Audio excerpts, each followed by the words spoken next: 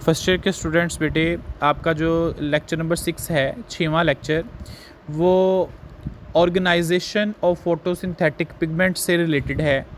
बेटा organisation of photosynthetic pigments क्या हैं कि जो हम प्रीवियस लेक्चर के अंदर फोटोसिंथेटिक पिगमेंट्स को पढ़ के आए हैं, वो किस जगह पे ऑर्गेनाइज्ड हैं प्लांट्स के अंदर, उसकी डिटेल्ड हम लोग आज पढ़ने वाले हैं कि वो क्या होते हैं। और इन फोटोसिंथेटिक पिगमेंट्स को बेटे हम लोग फोटोसिस्टम्स का नाम भी दे देते हैं। पौधों के अंदर बेटे जैसे कि आपको डायग्राम देखे नज़र आ रही होगी कि इस डायग्राम के अंदर ये मैं क्लोज कर रहा हूँ, आपको ये फिगर नज़र आ रही है, ये स्ट्रक्चर ऑफ क्लोरोप्लास्ट है बेटे। इस क्लोरोप्लास्ट के स्ट्रक्चर के अंदर आप लोगों को एक आउटर मेम्ब्रेन नज़र आ रही है और एक इनर मेम्ब्रेन नज़र आ रही है। आउटर मेम्ब्रेन और इनर मेम्ब्रेन के अंदर आप लोग अगर देखें तो उसमें आप लोगों को दो तरह के स्ट्रक्चर्स आते हैं, जिसे स्ट्रोमा और थैलाक्वाइड कहते हैं। ऑर्गेनेलिस का चैप्टर बेटे आप लोग मैट्रिक में भी पढ़ के आए हुए हैं, और जैसा कि हमें पता है कि पौधों के अंदर फोटोसिंथेसिस करने के लिए क्लोरोप्लास्ट मौजूद होता है। जो प्लांट्स के अंदर बेटे लाइट रिएक्शन है, जो हम लोग आगे लेक्चर में पढ़ने वाले हैं कि जो लाइट रिएक्शन है वो थैलाक्वाइड मेम्ब्रेन में होता है, और जो डार्क रिएक्शन है वो प्लांट में स्ट्रोमा में होगा। ये एमसीक्यूज़ याद रखिएगा। चलें हम लोग इस स्ट्रक्चर को डिटेल्ड देखते हैं कि ये स्ट्रक्चर कैसे हेल्प करता है प्लांट को फोटोसिंथेसिस करने के लिए। तो ऑर्गेनाइजेशन ऑफ फोटोसिंथेटिक पिगमेंट्स जो हैं for efficient absorption and utilisation of solar energy, मतलब कि अच्छे तरीके से लाइट को एब्जॉर्ब करने में और सोलर एनर्जी को कन्वर्ट करने के लिए, सोलर एनर्जी को एब्जॉर्ब करने के लिए पौधों के पास जो हैं वो फोटोसिंथेटिक पिगमेंट्स जो हैं वो क्लस्टर्स की शक्ल में अरेंज होते हैं, जिसे हम लोग फोटोसिस्टम्स का नाम दे देते हैं। जैसे आपको नज़र आ रहा होगा कि जो थैलाक्वाइड मेम्ब्रेन है, ये जो थैलाक्वाइड है ये ग्रैनम से मिलके बनी हुई है, छोटे छोटे स्टैक्स की तरह के, क्लस्टर्स की तरह के स्ट्रक्चर्स हैं बेटा, इन्हीं को ही हम लोग फोटोसिस्टम्स का नाम दे देते हैं। दीज फोटोसिस्टम आर एम्बेडेड, ये कहाँ पे मौजूद होते हैं बेटे? थैलाक्वाइड मेम्ब्रेन में, जो कि क्लोरोप्लास्ट में होती है। जैसा कि मैं भी आपको बता के हटा हूँ कि थैलाक्वाइड मेम्ब्रेन कौन सी मेम्ब्रेन है? ये ऐसी मेम्ब्रेन है जहाँ पे लाइट रिएक्शन मतलब कि फोटोसिंथेसिस का प्रोसेस होता है। अब फोटोसिस्टम्स के अंदर फोटोसिंथेटिक पिगमेंट्स मौजूद होते हैं। बेटा फोटोसिंथेटिक पिगमेंट्स कौन से होते हैं?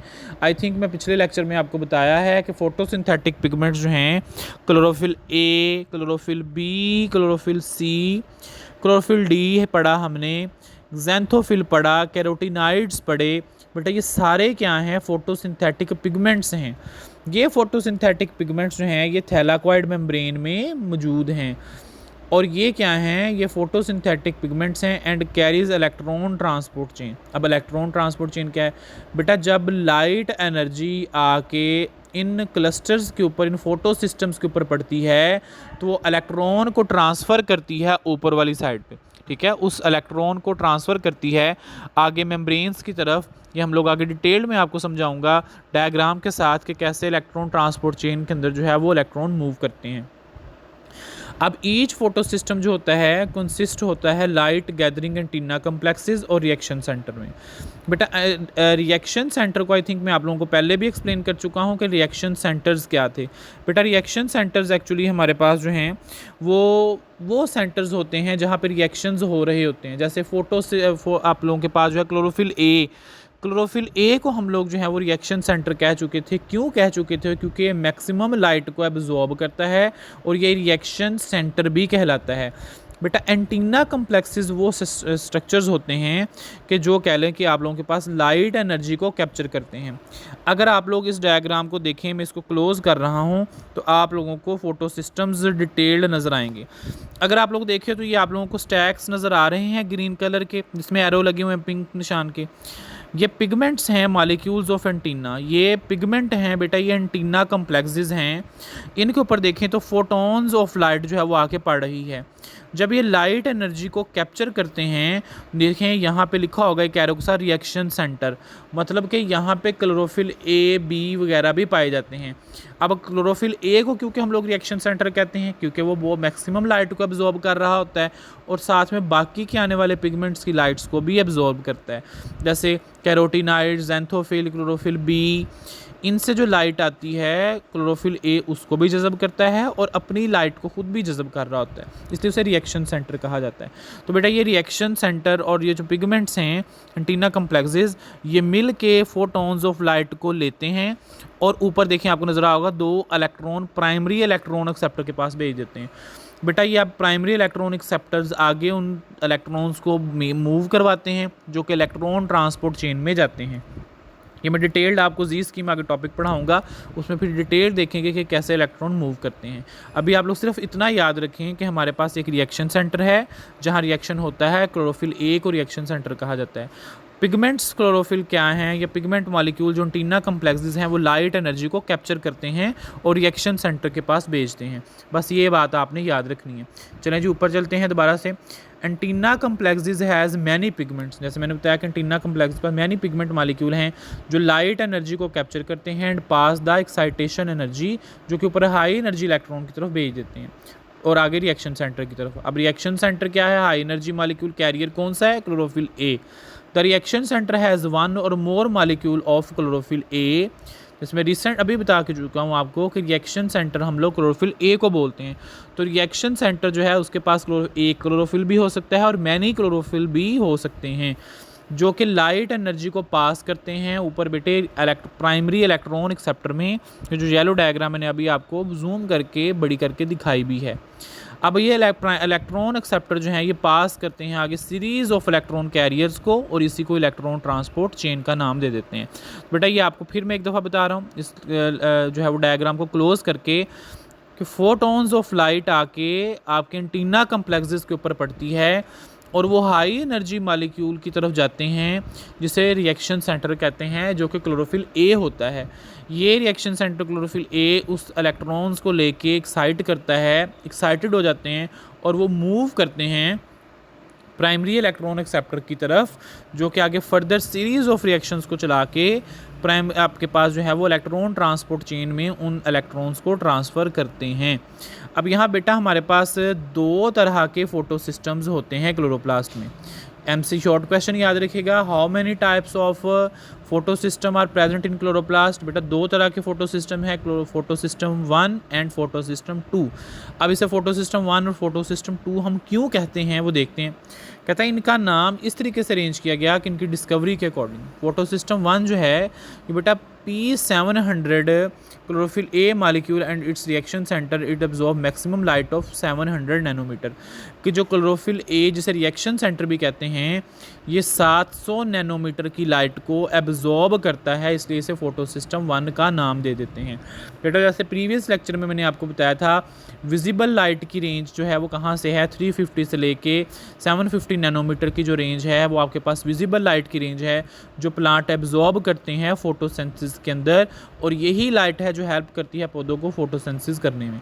तो अब यहाँ पे जो है वो प्लांट जो हैं वो उनमें जो फोटो सिस्टम 1 है वो P700 नैनोमीटर की लाइट को जो है वो कैप्चर करता है। P का मतलब फोटो सिस्टम 700 वाला, तो ये 700 फोटो सिस्टम जो है क्लोरोफिल ए है, ये 700 नैनोमीटर की लाइट को एब्जॉर्ब करता है। इसी तरीके से रिएक्शन सेंटर जो फोटो सिस्टम 2 में है वो क्लोरोफिल ए वो P680 नैनोमीटर की लाइट को एब्जॉर्ब करेगा और इसे फोटो सिस्टम 2 बोलेंगे, जैसे कि आपको नज़र आ रहा है।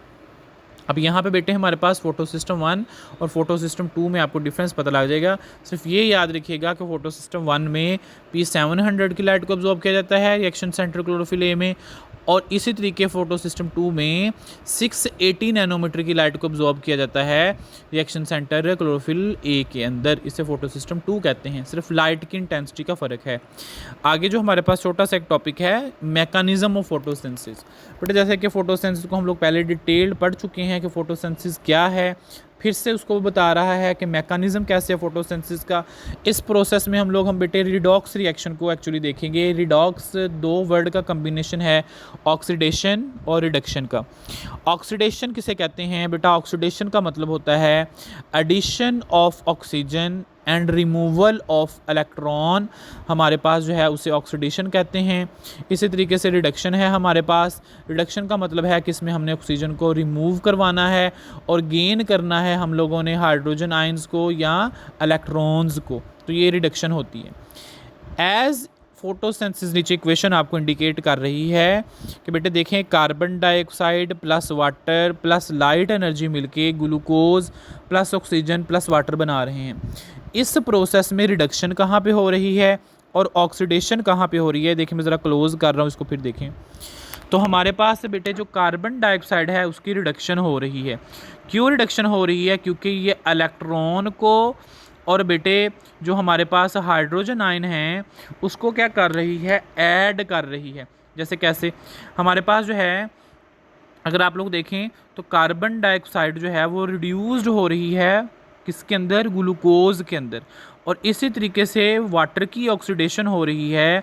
ऑक्सीडेशन मतलब कि ऑक्सीजन ऐड हो रही है। देखिए ऑक्सीजन क्या बन रही है? आपके पास 6 ऑक्सीजन के मालिक्यूल बन रहे हैं। तो इसका मतलब है कि यहाँ पे वाटर जो है वो ऑक्सीडाइज्ड हो रहा है और जो कार्बन डाइऑक्साइड है वो रिड्यूस्ड हो रही है। एमसीक्यूज याद रखिएगा कि विच वो पूछ सकता है कि फोटोसिंथेसिस के अंदर कौन सी चीज़ रिड्यूस्ड होती है और कौन सी चीज़ ऑक्सीडाइज्ड होती है।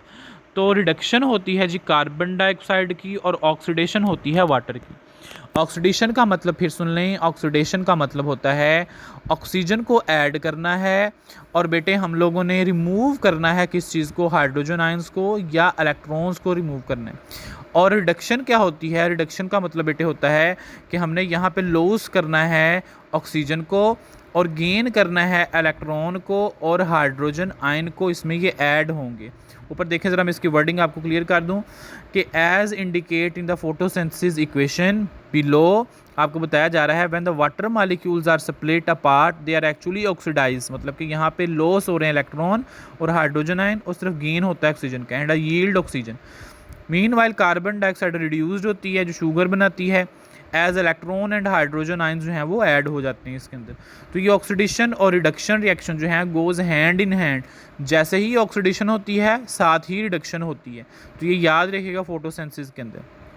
कहता है however this process is not simple, ये सिंगल स्टेप प्रोसेस जो है इतना ईजी नहीं है। ये एक कम्प्लेक्स मेटाबॉलिक पाथवे है जो कि सीरीज़ ऑफ रिएक्शन के अंदर चलता है। This light dependent reaction take place कहाँ पे होता है? थैलाकॉइड मेम्ब्रेन में। ये एमसीक्यूज याद रखना है आप लोगों ने कि लाइट डिपेंडेंट रिएक्शन जो है वो आपके पास जिसको लाइट की ज़रूरत होती है थैलाकॉइड मेम्ब्रेन में होता है।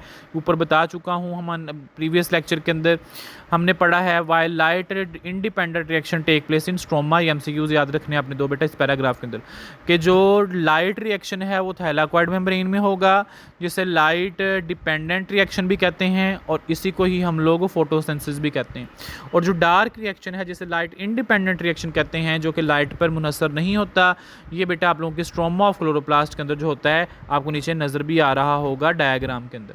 तो ये डिटेल्ड हम लोग नेक्स्ट आगे वाले लेक्चर्स के अंदर इनको पढ़ने वाले हैं। आज के टॉपिक के बेटे एमसीक्यूज़ हम लोग देखते हैं कि कौन से हैं, आप लोग उसका स्क्रीनशॉट ले लें। बेटा ये कुछ एमसीक्यूज़ मैंने आपके सामने शेयर किए हैं। इन एमसीक्यूज़ को आप लोगों ने एज असाइनमेंट के तौर के ऊपर जो है वो रेडी करना है। आपके इस टॉपिक से रिलेटेड, आज के टॉपिक से रिलेटेड ये वाले एमसीक्यूज़ हैं वो असाइनमेंट का हिस्सा होंगे। ओके बच्चों, अल्लाह हाफ़िज़।